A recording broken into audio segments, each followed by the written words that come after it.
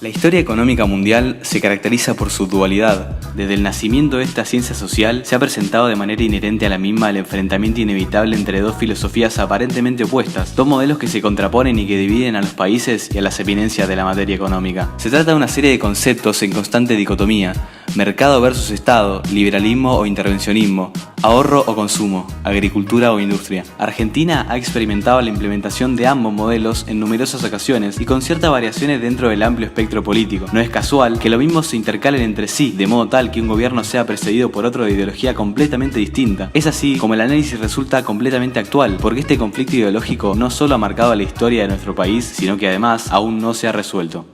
Parte 1. La crisis del 29. Para la década de 1920, una vez terminada la Primera Guerra Mundial, los países ex-beligerantes comenzaron a progresar significativamente, con la influencia de la reciente Segunda Revolución Industrial y la conformación de Estados Unidos como una potencia económica. El eje de la producción se desplazó desde el sector primario hacia la industria. Fue ante tal éxito de este campo que gran parte de la población decidió adquirir acciones en empresas industriales, invirtiendo sus ahorros en el mercado de valores, es decir, en la especulación financiera. Parecía ser un negocio seguro, pero, como dijo Arquímedes, más vale pájaro en mano que mil volando. Una pérdida de confianza generalizada desencadenó lo que sería el comienzo del fin. El clima de prosperidad cambiaría drásticamente el 24 de octubre de 1929, cuando el valor de las acciones comenzó a bajar repentinamente y se desplomó casi por completo a la bolsa de Nueva York, repercutiendo en las economías de todo el mundo y dejando en la pobreza a millones de personas. Así comenzó el periodo conocido como la Gran Depresión. Parte 2. El keynesianismo.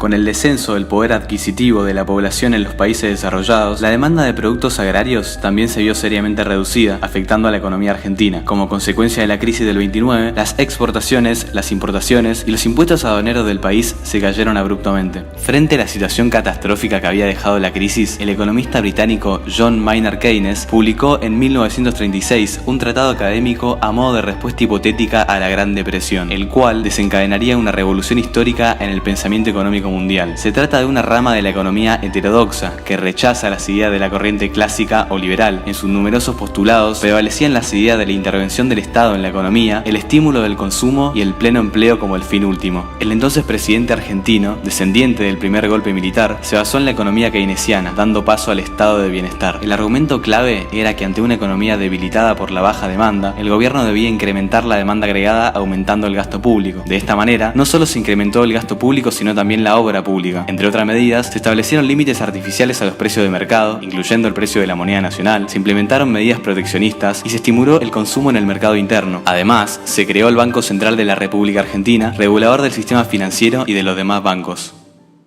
Parte 3. Sustitución de importaciones.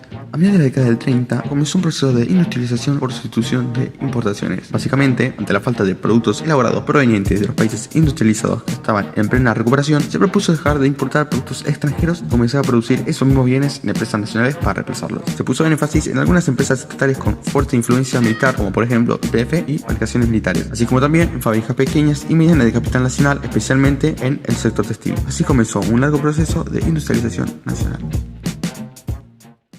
Parte 4. El peronismo.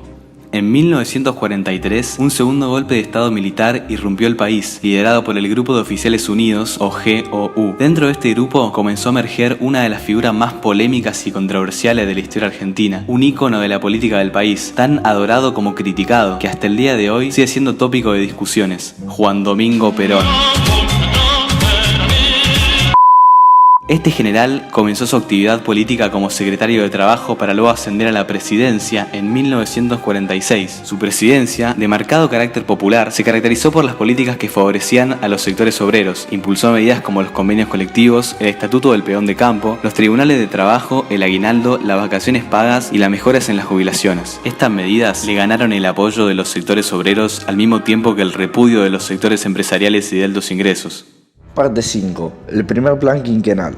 A poco tiempo de su presidencia, Perón propuso la propuesta en marcha del llamado Primer Plan Quinquenal, un modelo de planificación estatal que se extendería 5 años. Para su realización tuvo una gran participación un ente que había sido creado poco tiempo antes, el IAPI, o Instituto Argentino de Promoción del Intercambio. Este organismo compró toda la producción agropecuaria del país para destinar una parte a la exportación y otra al consumo interno. Del capital obtenido, parte sería destinada a la industrialización, otro tanto al gasto público y una última porción a la obra pública. Además, se llevó a cabo un conjunto de importantes obras públicas destinadas a modernizar la infraestructura del país, como redes ferroviarias y centrales hidroeléctricas. Por último, también se nacionalizaron varias empresas privadas de servicios. Este plan, por un lado, estimuló el proceso de industrialización, aumentó las exportaciones y creó empleo, pero por otro lado, generó problemas de déficit fiscal debido a los elevados gastos del Estado e incrementó la inflación, ya que la demanda había superado a la oferta disponible. Final. Esta etapa concluyó con el golpe de Estado de 1955, autodenominado Revolución Libertadora, que derrocó a Perón e impuso a Aramuro en la presidencia. Como hemos visto, este periodo se caracterizó por las medidas económicas orientadas hacia el consumo, la industrialización y la intervención del Estado, en completo contraste con el modelo agroexportador, la economía liberal clásica, que ya eran modelos que ya habían intentado implementarse en el país y que volverían a surgir años más tarde, porque como hemos dicho, se trata de una dualidad constante e intermitente.